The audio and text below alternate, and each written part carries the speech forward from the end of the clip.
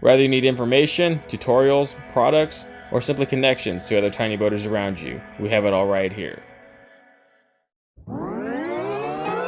Hey guys and gals, welcome back to another episode where we do some things that we should have done and then maybe some things that we should not have done, but it's all here. AB pour foam. Wear gloves because this stuff is disgusting. Hold on. Because it's quite a bit, we are going to go ahead and do something I've never done before and use this little drill spatula thing. It's called something, I don't know, but in mixing large mixers of resin, whether it's paint or whether it's pour foam, whether it's whatever, I found it to be useful. So I want to say 50 ounces will do it, man. We get to 48. Come on, 48, 48, 48. Very quickly, we got to pour this. And when it's hotter outside, this stuff activates faster, so let's get this going and stirring quicker. Starting with a popsicle stick. Ages this stuff fast, boys. Real man stir with spatula sticks. Look at that gold. Yeah.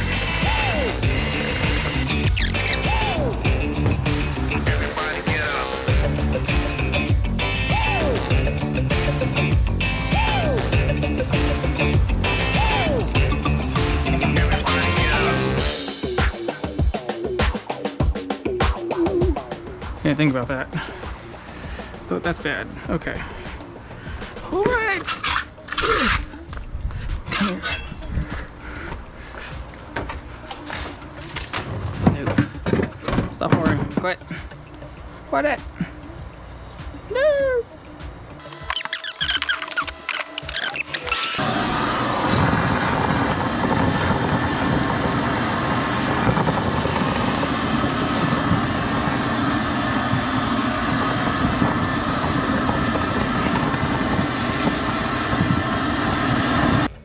Alright, so the biggest fail ever in the history of this garage.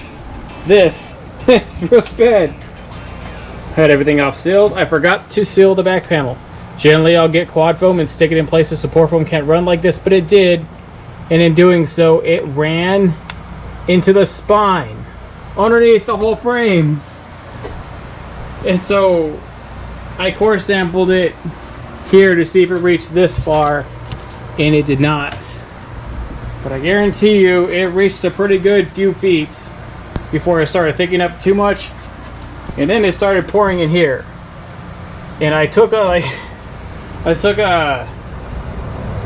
drill bit and an extension and reverse drilled it through, and I actually did clear the bottom.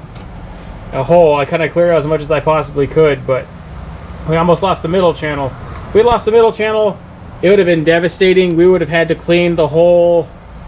We had to take all this out. It would have just killed me inside. I can deal with losing this one as long as I have 2 out of 3, at least the whole way.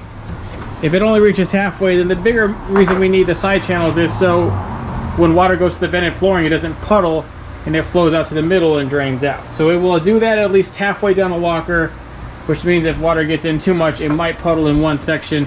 So we just have to worry about that and see what we would have to do about that later on if that became a serious problem. Or we might have to cut out sections of the bottom here to even clear that. Like, that's even almost more of an acceptable avenue versus doing that. I'm hoping that's not even something we even have to even consider doing. Oh, yep, that's pretty bad. I don't really have words to say. Quite possibly the biggest fail ever, and I've had a few fails. I cut through the hole with a sawzall. I did some other things. I screwed up the ribs in this boat. This boat is maybe more challenging when it's supposed to be my easiest boat given its size, but it really has become kind of a show with that. Like, I could just hide all that and not show you, but man, that's devastating. I remember here, I did this for you so you don't have to do it. So don't do this. What this looks like, I'm kind of curious, aren't you? I mean, when you ruin a hose, you might as well figure out what it looks like and everything. So, all right, The whole time I was thinking I'm going to ruin my vacuum.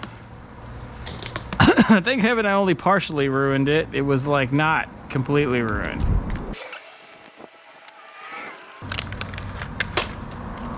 Hey man, that's pretty cool, right? Look at that. Haha.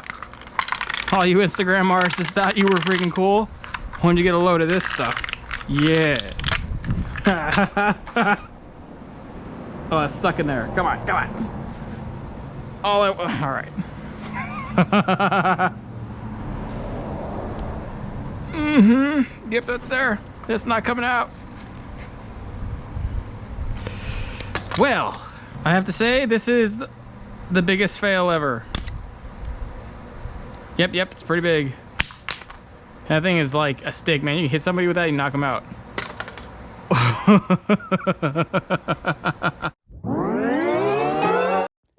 So that's terrible, but the show must move on. So what we're going to do is we're going to finish these double walls, and we are going to seal them off before we pour any more foam in the boat. And we're doing this by getting the .025 sheeting and just cutting it with regular tin snips.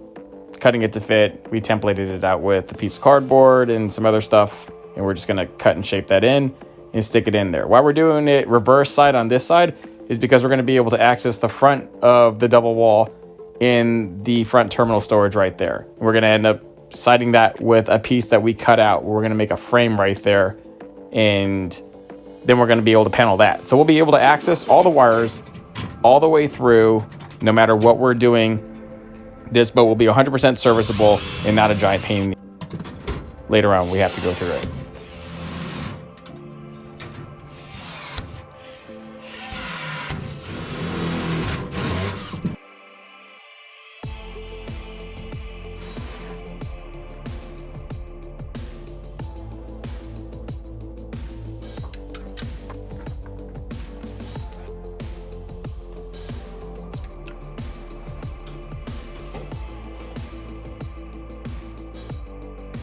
All right, so this is what we got here.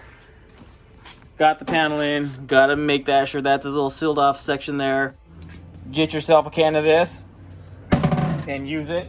That way you don't end up doing this here, which we repaired at least a good part of the damage, but obviously not all that can get out. So I'll forever have to live with that until I gut the boat again, if I gut the boat again, which this frame, if we pull this off, will be perfection, so there will be no reason to gut this thing again. But surely the stupidest thing I've ever done. Ever. I was gonna have these back panels here done for you guys, but I had to do some other stuff. Some people came in. Tyler came back in with his competitor 175 Shadow Series Illumicraft. So I have an update on that. Some of the stuff we did there, and that's coming up probably in the next video. But in the next video, we will be actively running the wires. We'll have this back section backed off. And we'll be running conduits and showing you what we're gonna be doing as tricks. So these double walls are more or less done. And now we're just really getting to the nitty gritty, which is not that hard. So that means we'll be getting to the deck likely by next week. Also, check out these swim bait boxes. They're pretty dope. We have them on our site, made by Nate himself. Let's go find a random big bait here. Let's try this one. I need to throw this thing more. I just like have it because it looks good. But if you're like a musky guy or a big bait guy and you throw big stuff, and you know the gigantic pain it is in storing these things, especially like swim baits with tails that get all messed up when they're stored laterally or whatever, you need to hang them. Hang them. Those tails will stay completely straight.